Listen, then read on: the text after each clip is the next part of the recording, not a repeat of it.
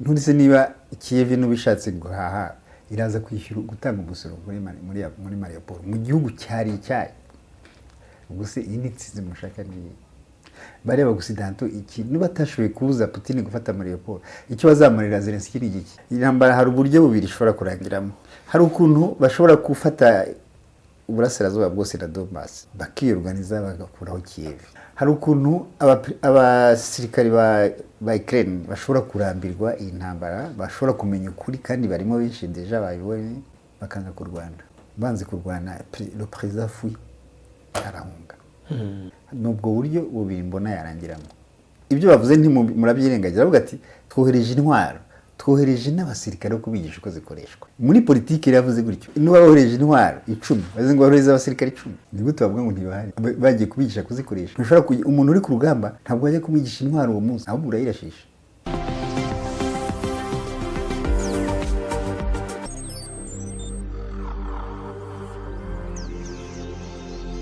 Ibihe byiza kuri wowe ukurikiye Ukwezi TV, waba uri mu Rwanda mu bice bitandukanye cyangwa se uri no ku isi hirya no hino mu bihugu bitandukanye ku migabane itandukanye.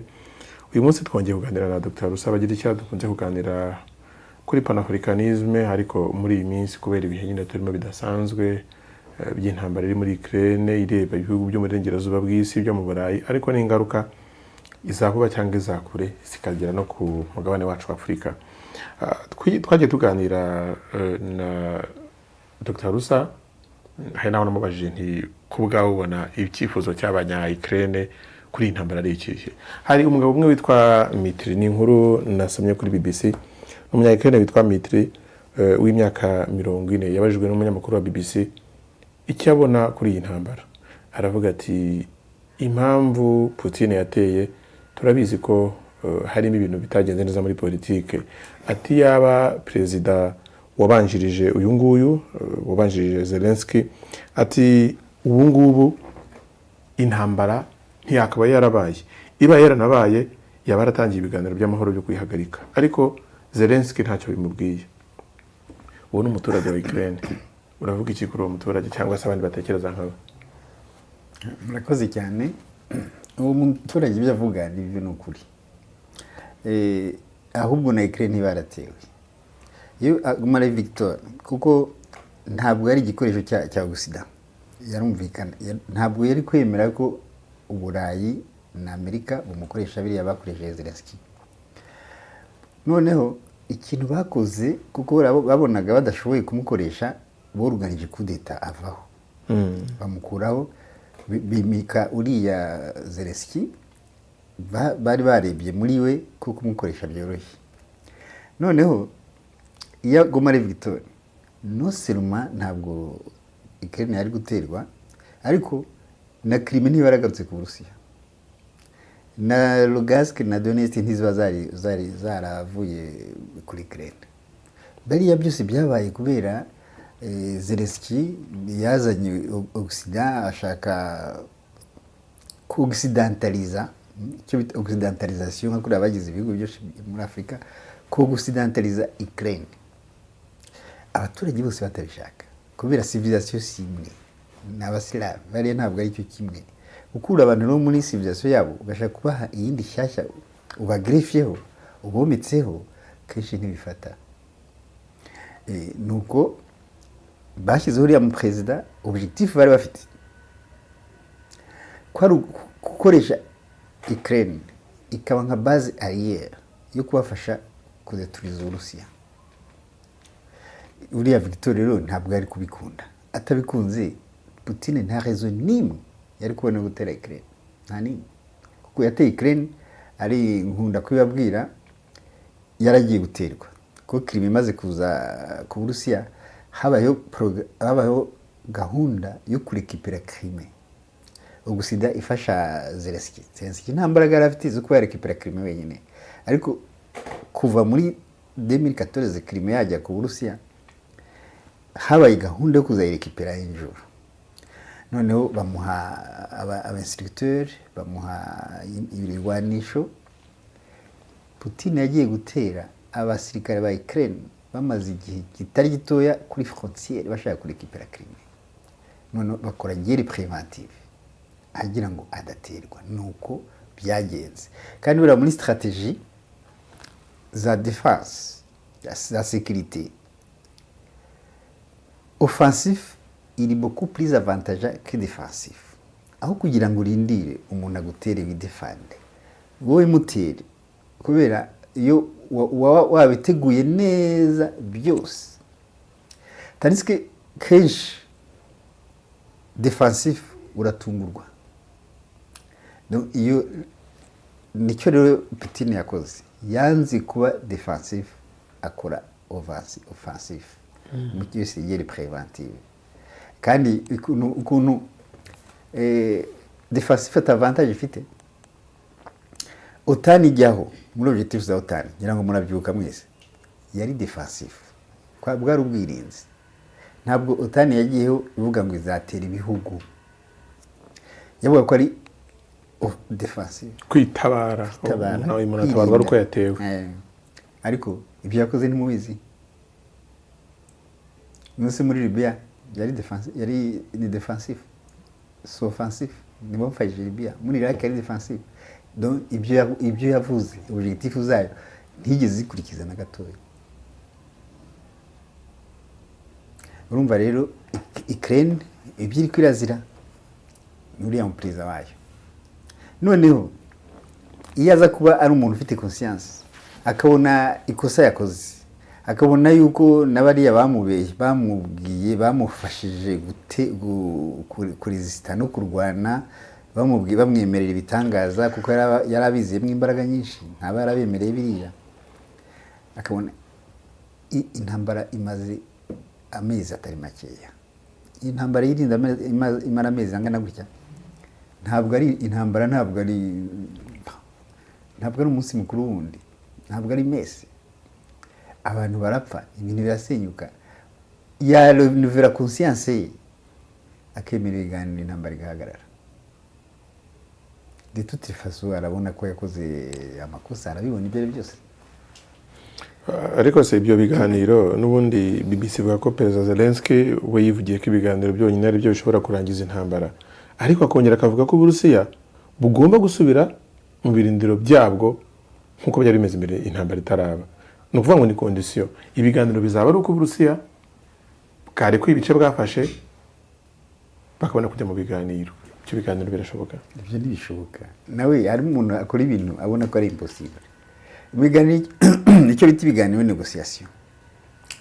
Muricara kuri table mwese, umwe akagira icyo areka n'undi akagira icyo areka, mukumvikana. Iyo negotiation kuko muri sécurité hari uburyo butatu: hari offensif, hakaba defensif, hakaba négociation, hakaba reddition, kwiranda, sibyo kumanika amaboko.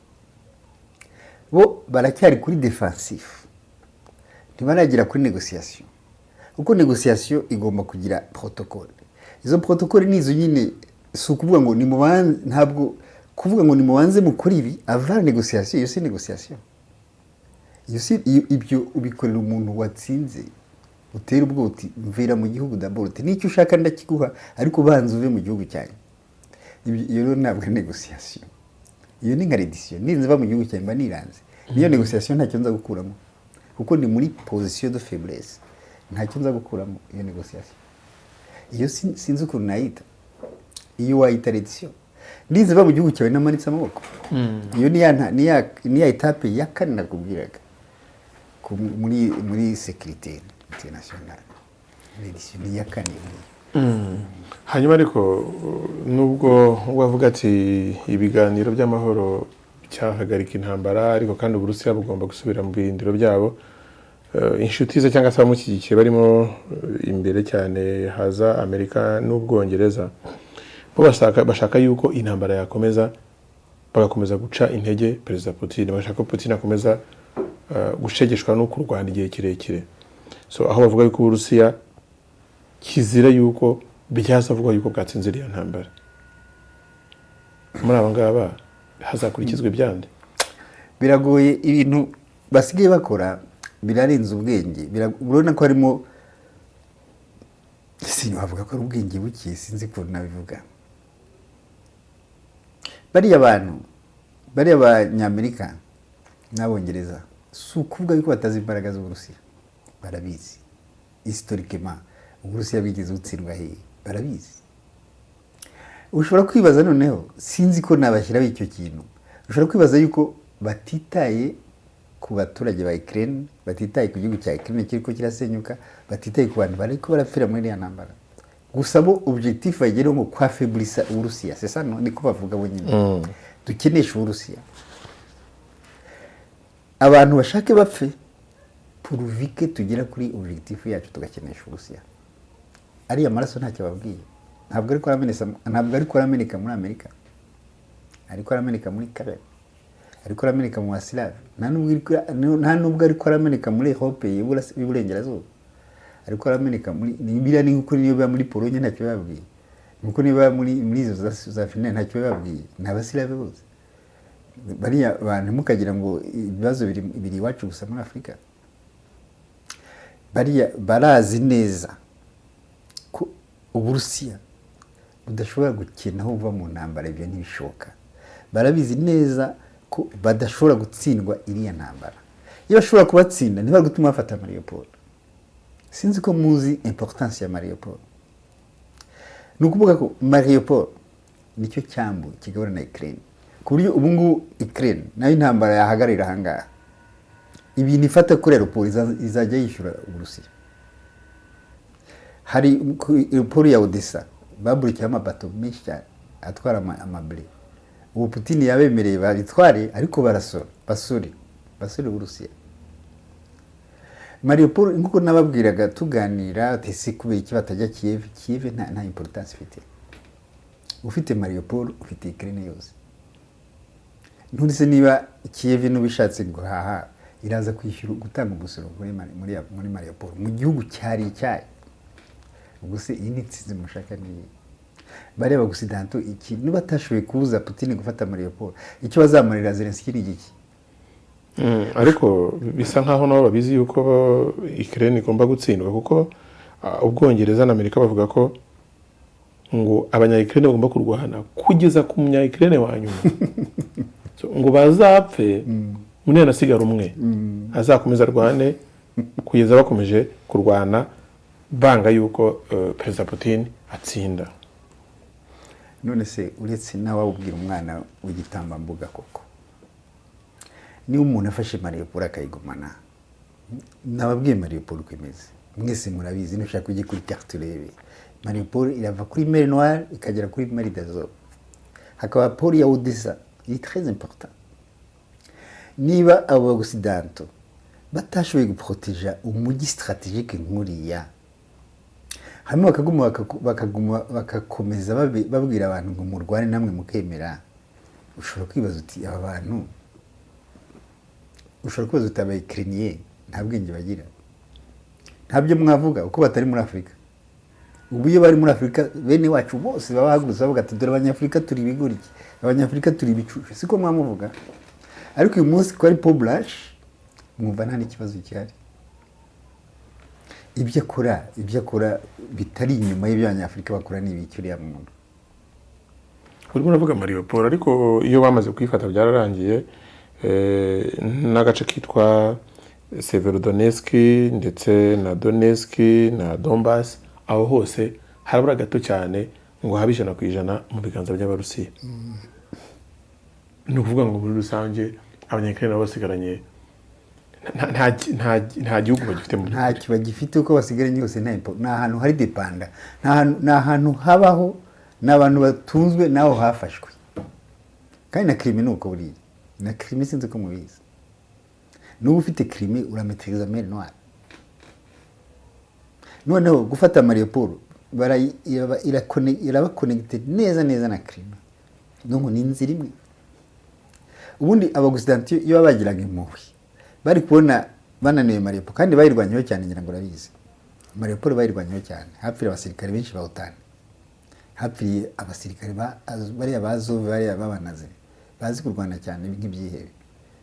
Ntibapfuye bose, ariko harimo abo bafashe. Ariko bivuze abantu benshi batabibaza bati Dr. Rusara avuga abasirikare ba OTAN gute kandi muri Ukraine OTAN uretse intwari baha nta musirikare wa OTAN uhari? abo ngabo n'abashaka kubyirengagiza barabizi. Bavuze otani bo barivuye nuko ibyo bavuze ntimurabyirengagiza, bavuga ati twohereje intwaro, twohereje n'abasirikare kubigisha uko zikoreshwa. Muri politiki yavuze gutyo, niba bohereje intwaro 10 bazi ngo bohereze abasirikare 10, ni gute bavuga ngo ntibaharize bagiye kubigisha kuzikoresha? Ntushobora umuntu uri ku rugamba ntabwo ajya kumwigisha intwaro uwo munsi, ahubwo urayirashisha. Abatabyumva n'abadashaka kubyumva, kuko burya hari ibintu Sylvain ahita gukundira ko wumva kubera ibyo wishyizemo. Ariko ubundi otani iri hariya kuva nta nubwo hari uyu munsi, hari kuva muri 2014. Mariupol bayirwanyeho cyane, maze ko yaguye Abarusiya, ngira ngo murabizi, yarabagoye. Ariko noneho barahapfiriye cyane. Iyo babishobora baba barayibambuye, ntabyo bashoboye. Rero ubu na Donbass barayifata yose. Iki kintu waruzanye cyane wavugaga Zelensky. Iyo Zelensky yari umuntu utekereza, ugira conscience, yari umuperezida ukunda abaturage be, yakagombye kubivamo agahera intambara. None iki ntangaza, wumva ukuntu bari abantu bibi double standard cyangwa des poids des mesures, bajya gutera Libya. Hari icyo bise ngo bakoze revolution, bari hokiri hariya Benghazi, batari n'abaribiye benshi barafugana. Bajya muri Ubufaransa n'Ubwongereza n'ubwo bwashyizwe imbaraga cyane, bajya muri Conseil de sécurité gutora résolution ya 1973 pour protéger le peuple. Bati umuperezida inshingano za mbere no guprotéger son peuple. None Kadhafi yaravuze we cyangwa se n'abariyebe ngo bagiye kuversa rivière de sang. Ati isi icyo bita isi, icyo bita Nations Unies, siko bazita, zitabaho. Nta Nations Unies zibaho.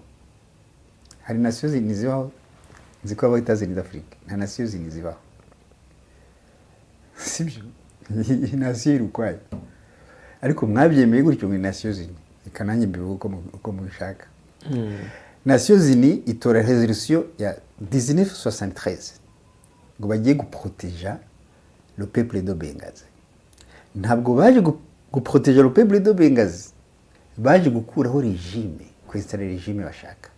None icyo gihe muri Conseil de sécurité, kubera bavuze ko ari uguprotéger le peuple, Ubushinwa n'Uburusiya ntibwopoza veto. Barangije baraza ibyo mwakoze murabizi, ngo baprotéger le peuple de Benghazi. Uyu munsi peuple ya Libya imeze gute? Ntibahagarikiye aho, nyuma gatoya bashatse gukuraho perezida wa Syrie, naho bajyana meme gutora résolution nk'iyo. Bagezeyo Abashinwa n'Abarusiya baravuga ati ntabwo mwatubeshya kabiri, ati mwaratubeshye muri Libya, ntabwo yasubira. Bapoza veto. Simbutse ubwo utumye nza no muri Afurika, n'ejo bundi barabikoze muri Mali, bashatse kuza gukuraho gutera Mali, bajye gutorera résolution, naho basanga Ubushinwa buranga. Rero uyu munsi iyo résolution barakwiye kuyitora kuri Ukraine, kuko le président wa Ukraine ntabwo ariko ara protéger peuple ye, il n'est pas capable de protéger son peuple. Nuvuga ko yatakaje inshingano ze. Inshingano za mbere z'umushefu d'État ni uguprotéger la population, ni uguprotéger son peuple. Niba Zelensky adashobora guprotéger son peuple, kubera iki batamukura nk'uko bakuye Kadhafi? Urumva ikintu aho ubona baba bafite objectif zabo zihariye, kuko nuko kwa Kadhafi ntabwo kwari guprotéger Libya, ntabwo bitayeho. Kuko uyu munsi ubonye Libya uko imeze, naho wabona ko nta muntu wari wabaye peuple Libya. Peuple Libya irasufra ibintu itigeze ibona n'umunsi n'umwe. Ku bwawe ubona haramutse hahindutse ubutegetsi muri Ukraine bigashoboka ko wenda muri iki gihe perezida Zelensky yegura hakajya undi mu perezida hari icyo byahindura ku ntambara byagihindura cyane wajyaho bafite experience aba-Ukrainiens benshi bafite experience n'abari ku rugamba bari ku rugamba kubera devoir ariko uretse n'umwe-Ukrainien ntabwo wakujyana muri Ukraine ntabwo wakora nk'ibyo Zelensky ariko arakora nawe waba utari umwe-Ukrainien uyu munsi bakujyanye muri Ukraine wareba avantage aho uri abaturage bawe avantage yanjye iriho ni uguhangana n'umuturanyi undusha imbaraga avantage kugira ngo abaturage banjye babeho neza uretse n'umwe-Ukraine biriya bintu wajya wese ntabwo yamera nka Zelensky nawe nuba atari adafite ikibazo kuri conscience je regrette de le dire ntabwo namukonsidera nk'umuntu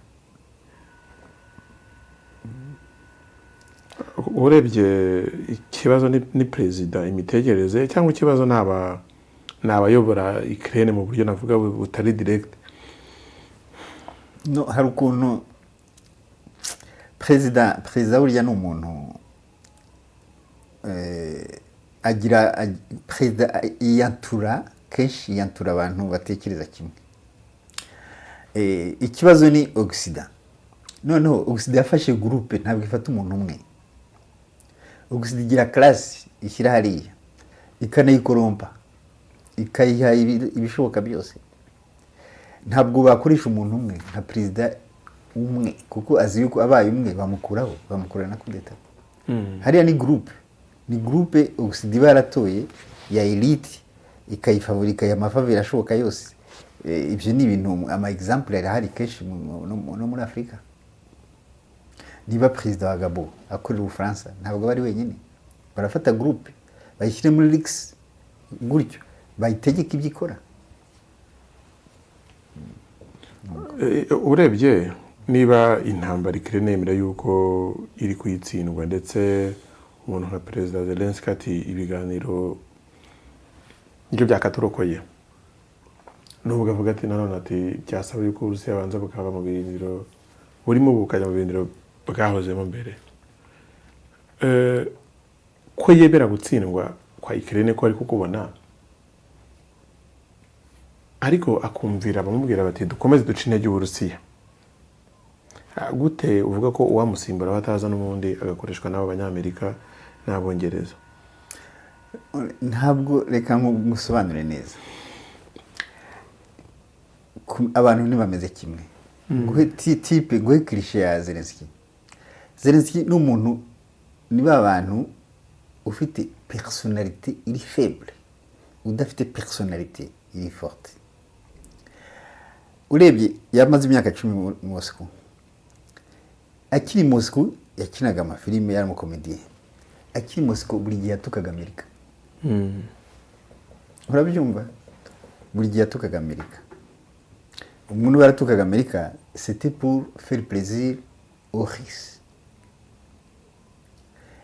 uwo muntu iyo agira personnalité forte nuko ko n'abatukaga abanyamerika si yari we nta personnalité yari afite nta jemaye ni nk'umwana ageze abonye abanyamerika mu Zaria noneho atuka Abarusiya ubwo so umuntu abantu bose bameze gutyo kirika bari abantu bazi ubwenge bazi guhiga kubona undi muntu nk'uwo type jale umuntu udafite personnalité forte ushobora kumanipira uko ushaka ariko rimwe na rimwe ntabwo umubona buri kanya rero nta wajyaho ngo akore nka biriya muntu yakoze ntabwo abantu nk'abo ari benshi cyane abantu umuntu wakoze simvuga abo bantu babaho baranize bakaba n'abahanga mu ishuri babaho pe badafite personnalité forte ibyo ni ibintu bisanzwe no mu nshuti zabo zababona umuntu ushobora kukubwira ikintu akugira inama gutya ukabyumva ukabyemera wiriyaza nyuma yanjye ibyo akubwira ko ari byo wemera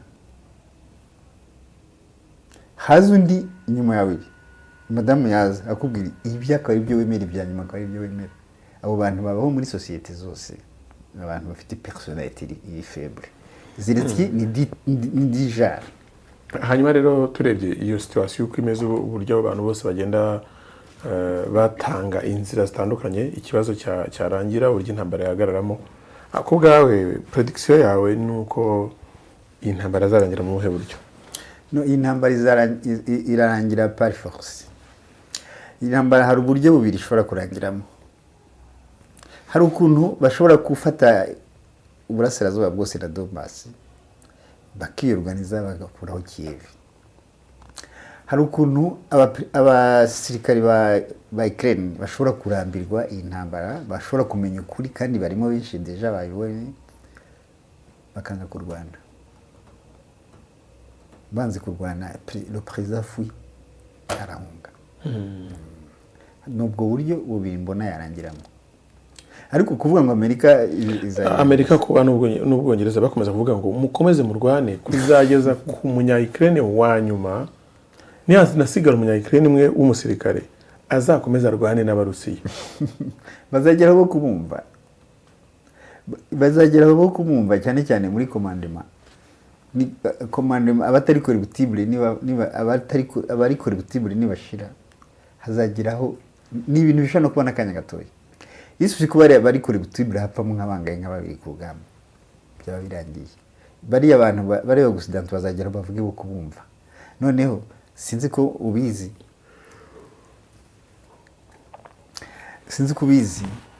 bagiye no muri Chine bashaka muri Taiwan.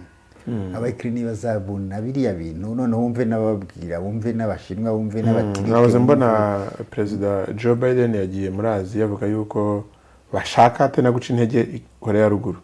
Korea ya Ruguru Biden akihava ari kuyibisasu nko ku expose puissance yabo berekana ko biteguye. Démonstration de force. Urumva none se bari abayikrini nuko kenshi abantu batekereza neza badafite ijambo muri politike atabara politicien, ariko ibyo bavuga barabyumva. None se Amerika izajya mu Bushinwa, Amerika izajya muri Korea, Amerika izajya muri Iran na Israel finalement. Bari abantu bazatinda babone yuko Amerika ari savant à guerre, ishaka intambara gusa pourvu que zibera kure ya territoire yayo. Ni Burayi ngubu hari ibibazo urabizi. Abanyaburayi benshi batangiye kuba contre. Hari umufaransa w'exposé ni video isani 39 n'amasegonda 58 ariko arakritika Occident, arakritika Amerika. Sibyo biriya bavuga afite abamutega amatwi benshi cyane. None Amerika ikiza cyayo izi yuko ari izubwenge yonyine ibyo ikora nta wundi ubibona. Irajya muri Chine gushaka gutandukanya Taiwan na Chine, kandi Taiwan ni province ya Chine. Kandi Amerika ntabwo iyobe neza yuko itarusha imbaraga Ubushinwa. Yego ndibaza ko itabiyobewe kuko Amerika ntirusha imbaraga Ubushinwa. Amerika ntishobora gutsinda Ubushinwa, Amerika ntishobora gutsinda Uburusiya. Ariko ntabwo Abanyamerika bazapfirayo. Izohereza abiburayi bo muri OTAN. Ntabwo Abanyamerika bazajya gupfira hariya. Ikizakora izabaha imbundi bahinirwanisha nishaka ibahe n'amafaranga. Ariko ababo nta bazajya gupfirayo. Rero le monde yagombye kwevera son esprit ikareba ibyo ari byo. Kandi ntabwo bizahera gutyo, ibyo bizahinduka rwose. Yego, ibyo ni ibitekerezo bya Dr. Rusana nawe watubwira uko byumva. Wowe intambara yo muri Ukraine izarangira gute? Ese Ukraine izemera imarike amaboko ivuga ngo Abarusiya baturusha imbaraga baradutsinze, bizagenda gute? Ku bwawe ubitekereza gute? Mwese muduhe ibitekerezo, muduhe inyunganizi kuri ingingo twaganiriye. Nanasoza ikiganiro mbashimira, nshimira by'umwihariko Dr. Rusa waduhaye umwanya kugira ngo tuganire kuri izi ngingo. Nanashimira ariko n'abaduha ibitekerezo n'inyunganizi bituma turushaho kumenya ibiganiro bitaha tuzabategurira. Ibihe byiza kuri mwese.